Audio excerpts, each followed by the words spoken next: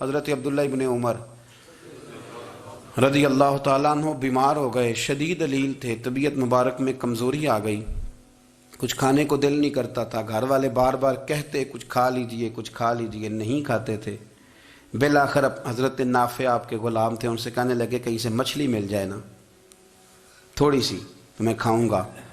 تو کہتے ہیں میں سارے مدینے میں ڈھونڈتا رہا، مچھلی نہ ملی، اگلے دن بھی ڈھونڈی تو نہ ملی، تیسرے دن بھی ڈھونڈی تو نہ ملی، تو فرمانے لگے یار بس چھوٹی سی خواہش ہے، کوئی فرض نہیں ملتی تو رہنے دے۔ کہتے ہیں چوتھے دن مچھلی مل گئی، میں 1.5 دینار کی مچھلی لایا، لا کے حضرت عبداللہ ابن عمر رضی اللہ تعالیٰ عنہ کے سامنے جو مچھلی رکھی تو آپ نے لقمہ روٹی کا توڑا تھا، مچھلی کو لگانے لگے کہ دروازے پہ فقیر نے آ کے آواز دی کچھ کھانے کو دو۔ تو حضرت عبداللہ ابن عمر نے روک لیا اور ہنسے۔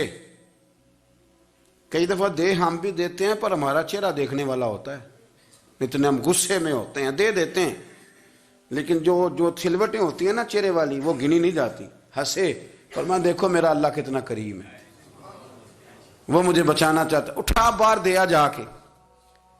تو خادم اب حکم کا پابند تھا، وہ لیت اللہ تو کر نہیں سکتا تھا، وہ گیا اور جا کے دے آیا۔ فقیر جب سارے محلے سے آٹا اکٹھا کر لیتے ہیں تو پھر ایک جگہ جا کے بیچتے بھی ہیں۔ دے آیا، وہ 2 گلیاں آگے گزرا تو میں پیچھے دوڑا گیا، میں نے کہا سچ بتا کھانی ہے کہ بیچنی ہے؟ وہ کہنے لگا جو بھی سبب لگ جائے کر جاؤں گا، آپ نے دے جو دی ہے۔ تو کہتے ہیں میں نے اسے کہا کہ یہ 1.5 دینار کی میں نے خریدی تھی، اگر تو 2 دینار کی مجھے بیچ دے تو آج کل مچھلی مدینے میں مل نہیں رہی، تو میں اپنے آقا کو دے دوں گا، وہ یہی کھائیں گے، بیمار ہیں۔ تو کہنے لگا جی بسم اللہ، مجھے کیا اعتراض ہے، 2 دینار مل رہے ہیں، 1.5 کی مچھلی، اور 1.5 کی بھی کسی نے نہیں خریدنی تھی، اب تو پک گئی۔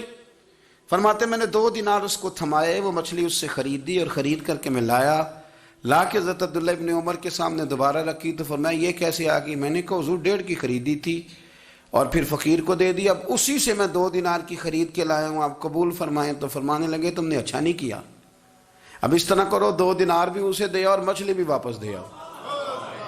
عرض کی حضور کیوں؟ فرمایا تم نے قرآن نہیں پڑھا؟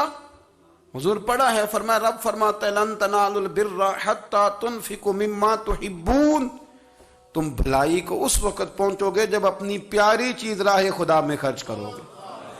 امام غزالی نے لکھا ہے، فرمانے لگے دیا، تو وہ حضرت نافع کہتے ہیں میں دینے گیا، دے کے واپس آیا تو کچھ پریشان تھا کیونکہ مجھے بھی 4 دن ہو گئے تھے نا تلاش کرتے، تھوڑی طبیعت میں مایوسی تھی کہ اتنی محنت سے میں نے لایا اور آپ نے واپس کر دی۔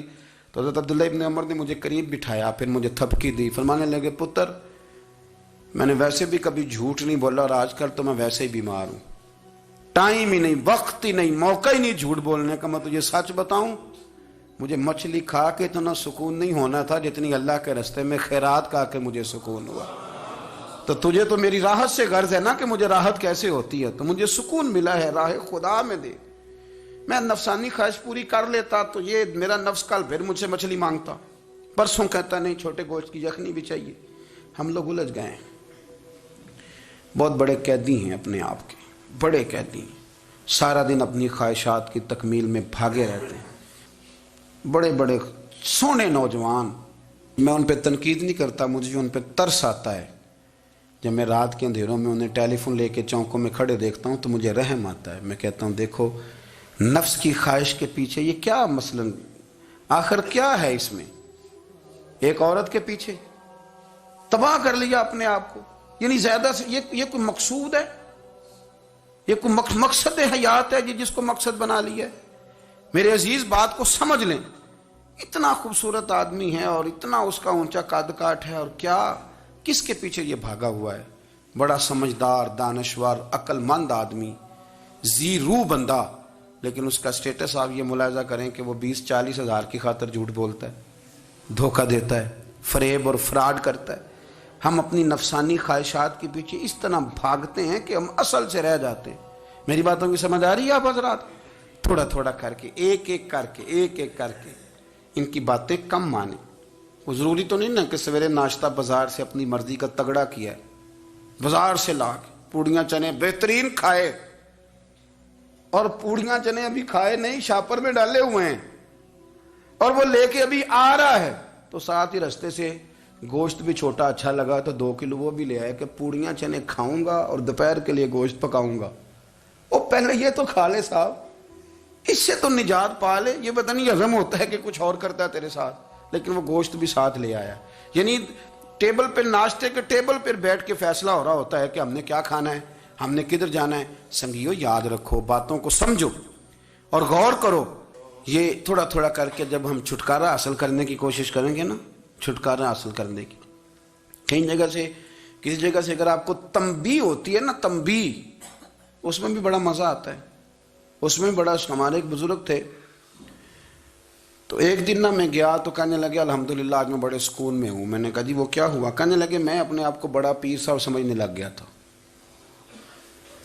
تو ایک وابڈا کے کسی آدمی سے کام تھا, تو میرے ایک دوست نے مجھے کہا کہ پیر صاحب اس کو ٹیلی فون کر دیں, سنا ہے آپ کا عقیدت مند ہے. میں نے اس بندے کو ٹیلی فون کیا تو کہتا ہے پیر صاحب میں عزت آپ کی بڑی کرتا ہوں پر یہ کام نہیں ہو سکتا.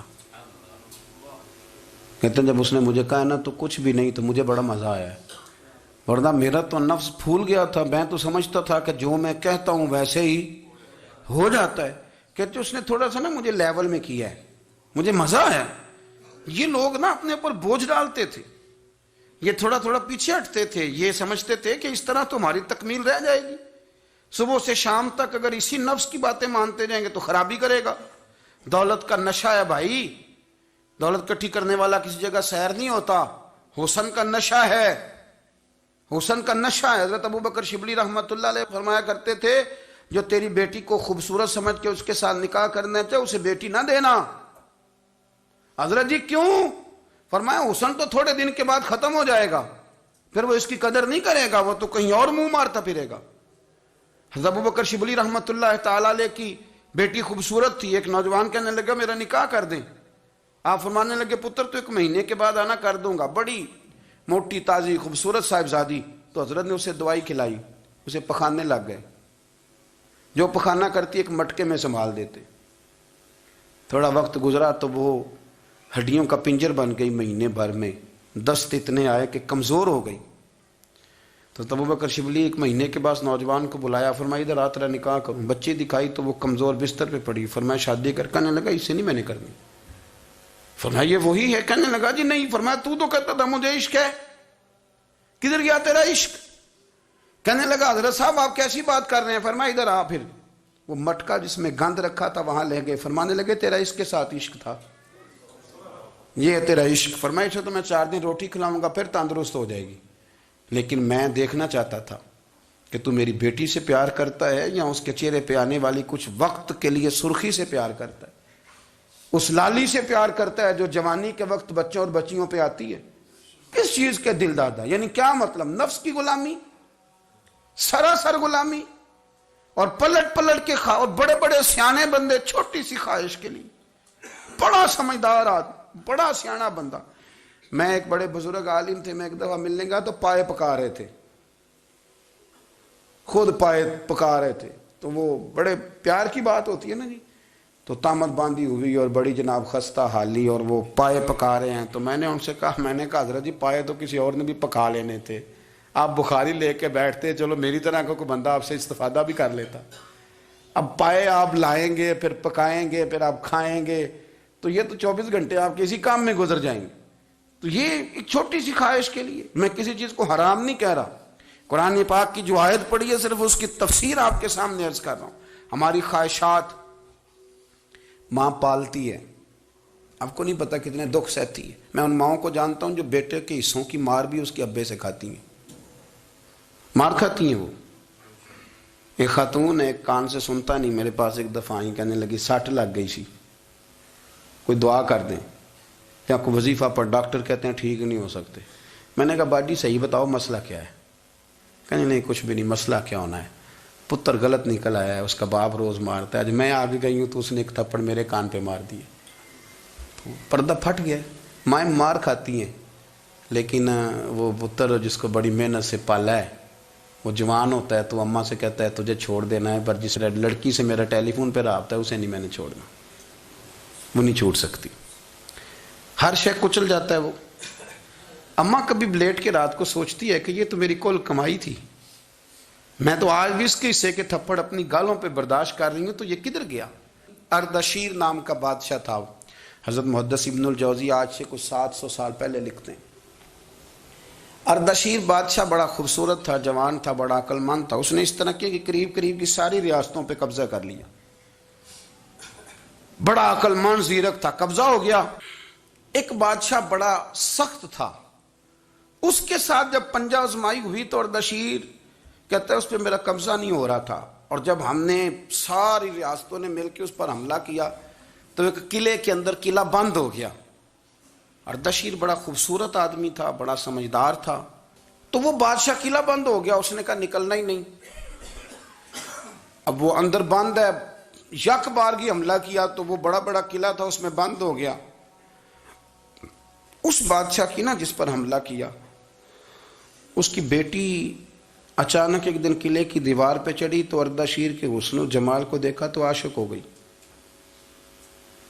اور اپنے ہی باپ کے خلاف اسے کہنے لگی کہ اگر تو میرے ساتھ شادی کا وعدہ کرے نا تو میں تجھے رستہ بتاتی ہوں حملہ کرنے کا۔ اس نے کہا میرا وعدہ رہا، تو رستہ بتا۔ اس نے رستہ بتایا اس لڑکی نے، اور بادشاہ نے حملہ کیا تو اس کا باپ قتل کیا، اس علاقے پہ قبضہ کیا شادی کے وعدے پر۔ ہاں نفسانی خواہش بندے کو اندھا کر دیتی، نہیں سمجھ آتی اس کو میں کدھر جانا ہے، اندھا کر دیتی۔ حملہ کیا، اور جب اس لڑکی کو لے کے آیا نا اپنے محل میں، تو پہلے دن شادی کی پہلی رات تھی، تو بستر بچھایا کنیز نے، تو وہ کبھی کروٹ ادھر بدلتی کبھی ادھر بدلتی، تو بادشاہ کہنے لگا کیا ہے؟ کہنے لگی بستر میں کچھ ہے، مجھے تکلیف دے رہی۔ اس نے چراغ جلائے اور جب بستر اٹھایا تو ایک اتنا سا دھاگا نکلا۔ دھاگے سے عموماً تکلیف نہیں ہوتی، تو اس نے کہا تو اتنی نرم و نازک ہے کہ دھاگا؟ کہنے لگی میرا باپ نا میرے ساتھ اتنا پیار کرتا تھا کہ روز میرا بستر بھی خود بچھاتا تھا، اور اس نے آلہ رکھا ہوا تھا، وہ ناپتا تھا کہ کوئی پایا اونچا نیچا تو نہیں، میری بیٹی کا بیلنس سوتے وقت خراب نہ ہو جائے، اور میرے لیے گوشت اور کپڑے بھی خود پسند کر کے لاتا تھا، کھانے پینے کا خود خیال کرتا تھا۔ اردشیر کہنے لگا اچھا وہ اتنا پیار کرتا تھا، اور پھر تو نے اس کے ساتھ کیا کیا؟ کہنے لگا بلاؤ کنیزوں کو بلایا، فرمایا اس کو اٹھاؤ اور جلاد کے پاس لے جاؤ، اسے کہو کہ اس کے بال ایک گھوڑے کے ساتھ باندھے، پیر دوسرے گھوڑے کے ساتھ باندھے، اور ایک گھوڑا ادھر بھگا دے، کدھر بھگا دے، یہ جس کے باپ نے اتنا پیار کیا یہ نفس کی اتنی غلام ہے کہ اس کی وفادار نہیں رہی تو میری وفادار کیسے بنے گی؟ اس نے اتنے نازوں سے پالا کہ دھاگا اسے برداشت نہیں۔ او یارو یاد رکھو، اگر نفس کی غلامی کرو اور بڑے بڑے وفاداروں کو چھوڑ کے غلامی کرو تو پھر کہو وفادار مل جائیں، کوئی بول اب لڑا نہ بول بیٹھی ہوں دے خصم ناراض بڑ بولیاں دے، کہاں سر کھائے تے بلبل ٹھنڈ پائے، بڑے فرق نہیں سجنا بولیاں دے، جڑیاں خصماں دی وچ رضا وسن، پاگ جاگ جاندے انہاں گولیاں دے، آپ ادلیاں نو سردار پین تکے تے شرما والیاں نو چوٹے ڈولیاں دے۔ اپنے نفس کے پیچھے چلو گے تو یہ تباہی ہے۔ جب ہم نے کسی سے وفا نہیں کی تو یہ کیا امید ہوئی کہ دنیا ہم سے وفا کرے گی؟ اللہ رسول کی مرضی کے مطابق اصول پسند زندگی بنائیں، ایک ایک کر کے اپنی خواہشات سے پیچھے ہٹیں، تھوڑے پہ گزارا کرنا سیکھیں، اپنے نفس کو سمجھائیں۔ ضروری نہیں کہ روٹی ہر وقت مزے کے لیے کھائی جائے، کبھی کمر سیدھی کرنے کے لیے خشک روٹی بھی کھا کے دیکھو، کبھی سادہ کھانا اس پہ بھی اکتفا کرو، کبھی تھوڑا کھا کے اچھے طریقے سے سادے کمرے میں بھی اللہ کو یاد کر کے دیکھو۔ نفس کے پیچھے نہ بھاگیے گا، تباہی کرے گا۔ رب کریم سمجھنے کی توفیق رفیق عطا کرے۔